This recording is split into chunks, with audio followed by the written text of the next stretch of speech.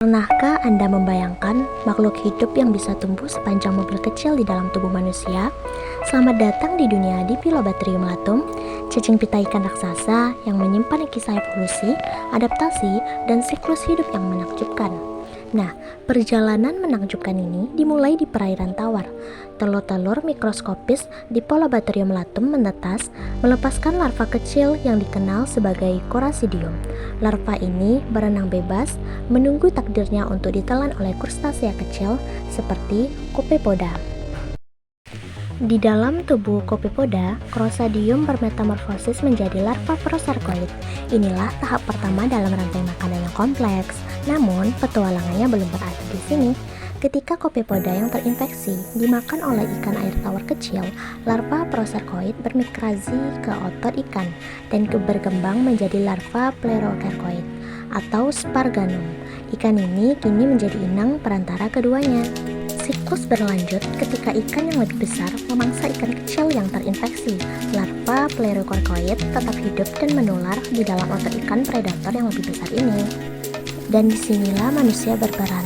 Konsumsi ikan air tawar mentah atau kurang matang yang mengandung larva plerokarkoid menjadi pintu masuk bagi Dipilobatrium latum untuk memulai babak terakhir dari siklus hidupnya. Begitu tertelan, larva plerokarkoid menempel pada dinding usus halus manusia dan mulai tumbuh. Inilah saat keajaiban terjadi. Cacing pita ini dapat tumbuh hingga beberapa meter panjangnya, hidup di dalam inangnya selama bertahun-tahun. Kepala cacing pita yang disebut scolex dilengkapi dengan alur penghisap yang kuat. Struktur ini memungkinkan cacing untuk melekat dengan erat pada dinding usus, menyerap nutrisi dari makanan yang kita konsumsi.